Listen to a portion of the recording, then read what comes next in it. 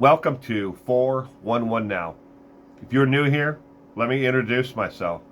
My name is Will Finley, and I'd like to talk to you today about opioids. This is not a war on drugs, because the war on drugs has been a massive failure since it began. This is not a public service announcement. I want to talk to you about opioids, though.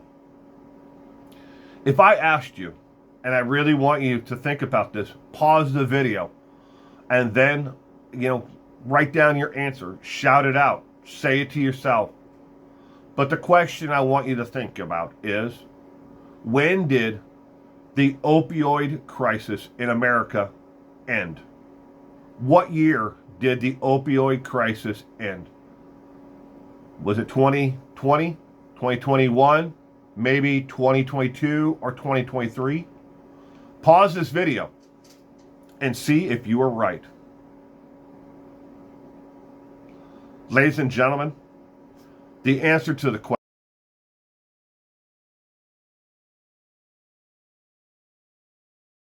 of when did the opioid crisis end is it never has. Since the opioid crisis and the ease and access to opioids, all opioid pain medication, started, we have yet to see a single month in all of those years where the death toll has been less than 50,000. It has not gone away. The opioid crisis has not ended. But it's not in the news, you say. That's true. Because just like a short attention span theater that most Americans have, the opioid crisis is taking a backseat. Now we're talking about fentanyl, and we're vilifying people bringing it into this country. And we're talking about heroin again. And we're talking about trank. If you don't know what trank is, I highly suggest you go out and Google that. Look up trank. It basically turns the user into a walking zombie. Yeah, scary stuff. But anyways, back to opioids. The opioid crisis has never ended. Even after the pharmaceutical companies paid hundreds of millions of dollars to settle civil lawsuits and class action lawsuits, they didn't stop manufacturing it, nor did they stop producing it and pushing it out to those they knew. Their own internal records know that these individuals are pushing it out as fast as they can. Certain communities in the United States have been inundated, flooded, if you will, with opioids. It's easier to get opioids than it is to get an apple. That bad. And it's still that way to this day. Meth, trank, heroin, doesn't matter. None of them, not even fentanyl, has a chance against opioids. It can be put into a pocket, someone can smoke it, they can break it down and inject it, they can do whatever they want with it. But opioids are everywhere. They're showing up in elementary schools, high schools, college campuses, workplaces, everywhere. Since the opioid crisis started, there has not been a single month since the opioid crisis, that before the peak of it or before as it ramped up to the maximum, we haven't seen a single month in America where less than 50,000 people died from overdoses on opioids. Not even a single month.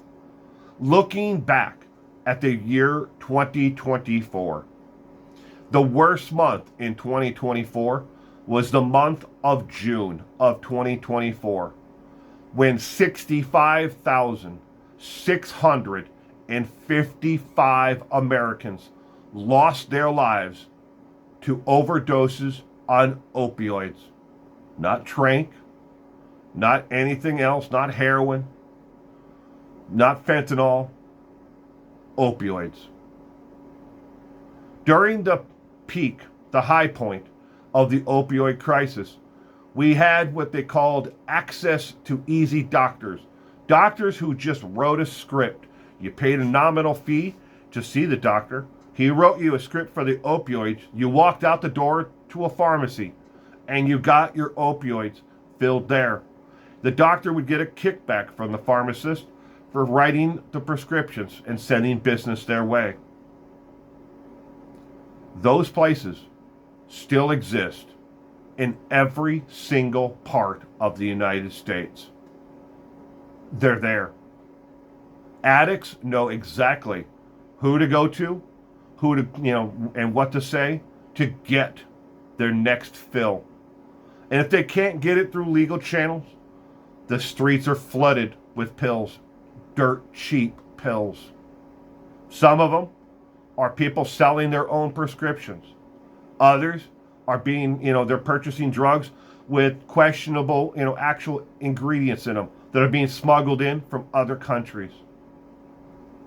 But all the media wants to talk about now is fentanyl, tranq, and heroin and meth. Trying to pretend that the opioid crisis is gone is yesterday's news, but it's not. Look around in your community.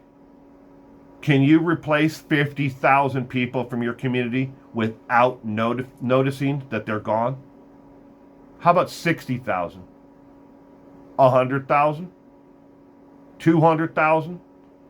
300,000? 400,000?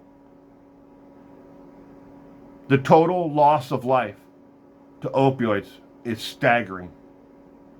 A drug that was pushed upon the American people as safe, secure, and hard, if not impossible, to overdose on, is what they said originally when it first came out.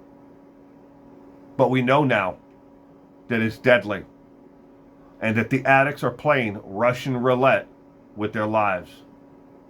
Today's pill, they may not overdose on, but the next one may be the one. Here today, gone tomorrow.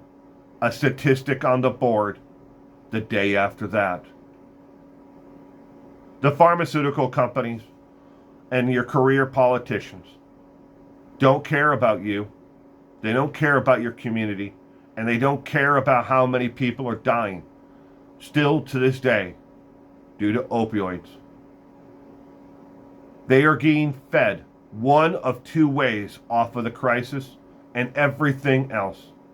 One, they either have some portion of their, retirement portfolio and mixed in with the pharmaceutical companies, and they're making money that way. By the pharmaceutical companies profiting, they profit. Or the second way is they have their time and their money invested in for-profit prison systems. That's the truth. They're making money one way or another, or both ways. They don't care about you. If we wanted to end the war on opioids and end this crisis forever, it wouldn't be that hard. We just draw the line in the sand and say, that's it. No more opioids going out to anyone unless you need it and you have to go to a pain management clinic and use the drug there. It's how other countries do it, but not in America. Not in America. We are still doing a 90-day supply. Fill it at Walmart, if you will, or other places that will fill the script. And you better bet your last dollar. The junkies know which places will fill the scripts.